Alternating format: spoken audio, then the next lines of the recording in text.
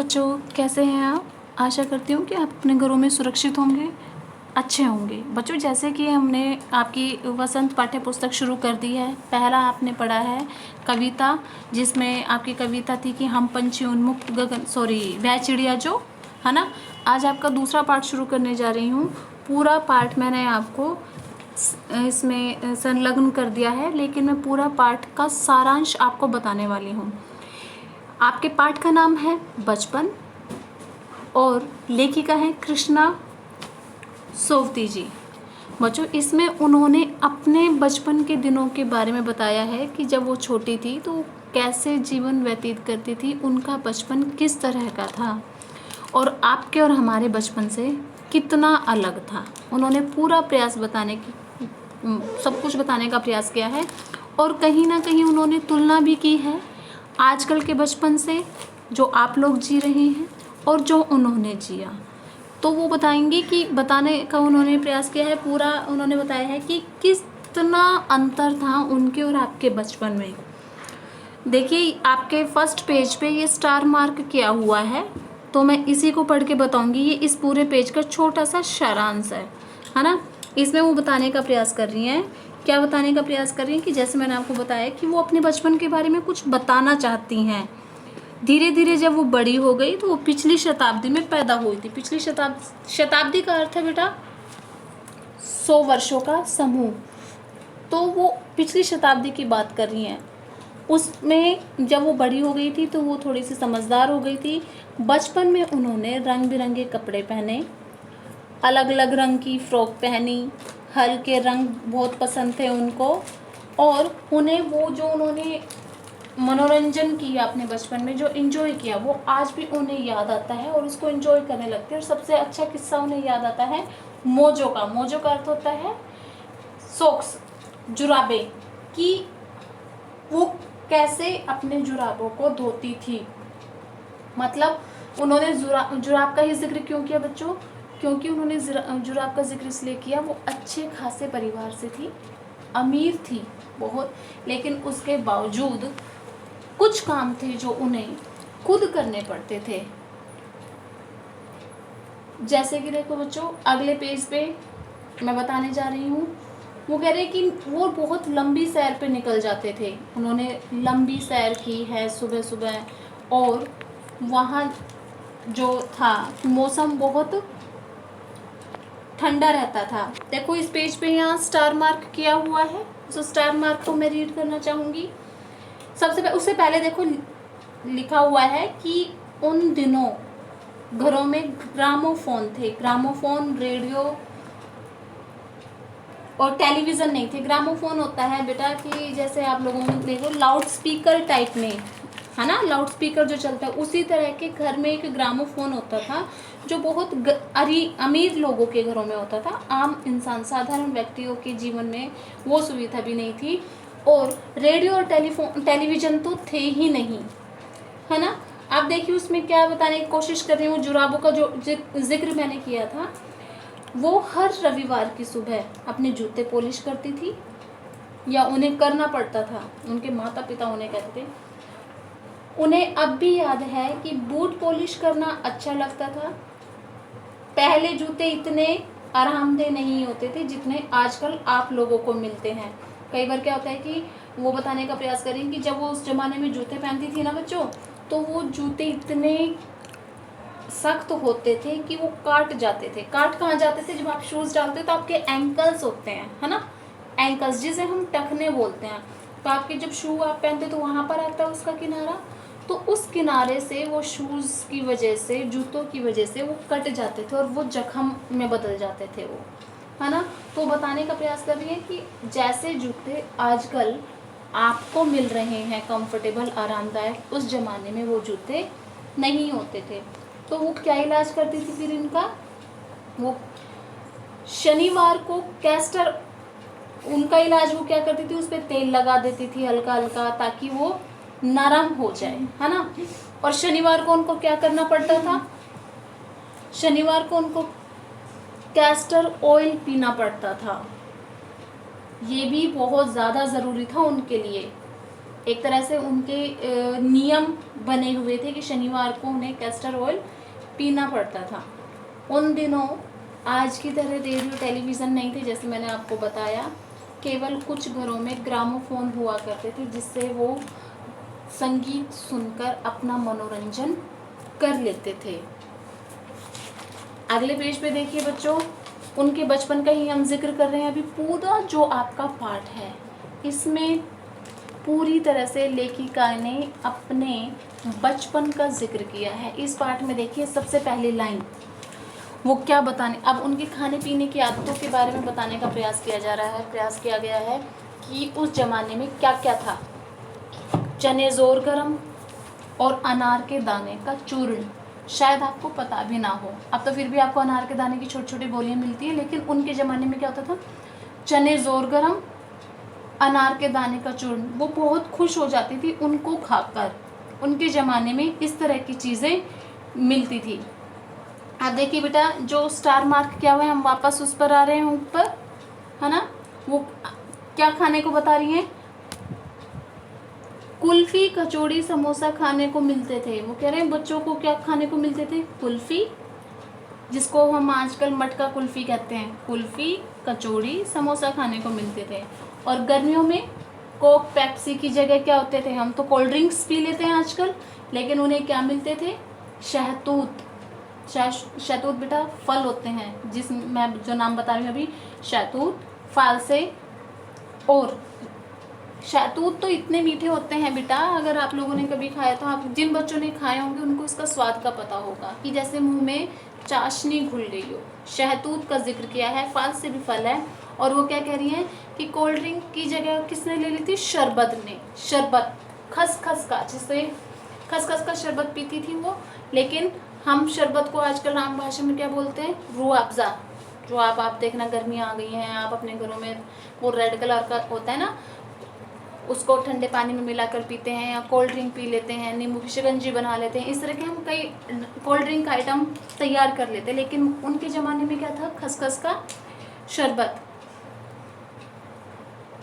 उन्हें पेस्ट्री और चॉकलेट पसंद थी, जिसे वह रात को खाने के बाद आराम से बिस्तर में लेटकर मज़े लेकर खाती थी। आप लोग भी होता है ना कई बार कि जैसे आप पेस्ट्री खा रहे हो, केक खा रहे हो, या कुछ भी चीज़ खा रहे हो, तो आप सोचते अच्छी वाली चीज़ हम सबसे लास्ट में खाएंगे ताकि उसको खाने में मज़ा आए। अगली लाइन देखिए बच्चों, शिमला के काफल, चना जोर गरम और अनार के दाने का चूर्ण उन्हें खूब पसंद थे। क्या पसंद था उन्हें, आगे आपसे प्रश्न पूछा जा सकता है कि शिमला के काफल, चना जोर गरम और अनार के दाने उन्हें खूब पसंद था।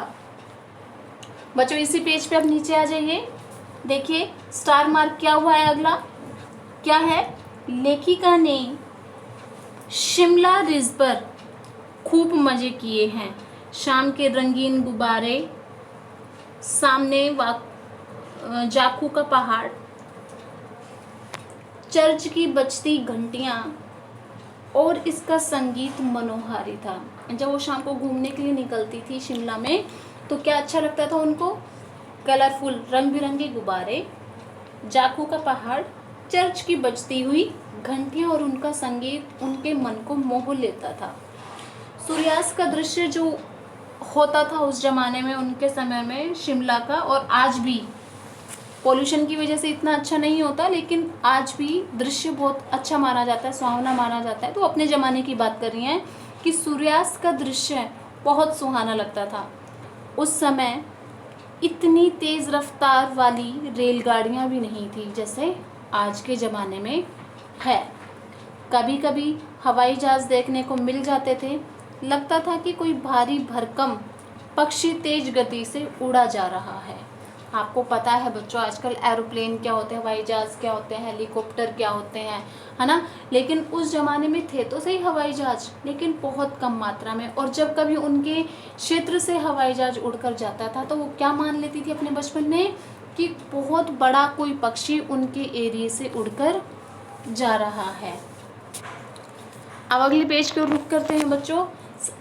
इसमें पढ़ाने से पहले मैं आपको बताना चाहूँगी कि पहले के ज़माने में बच्चों चश्मा जो था बहुत कम लोगों को लगता था, और लगता भी था तो एक उम्र के बाद लगता था, है ना। लेकिन लेखिका की आंखें बहुत ज़्यादा कमज़ोर हो गई थी तो उनको बचपन में ही चश्मा लग गया था।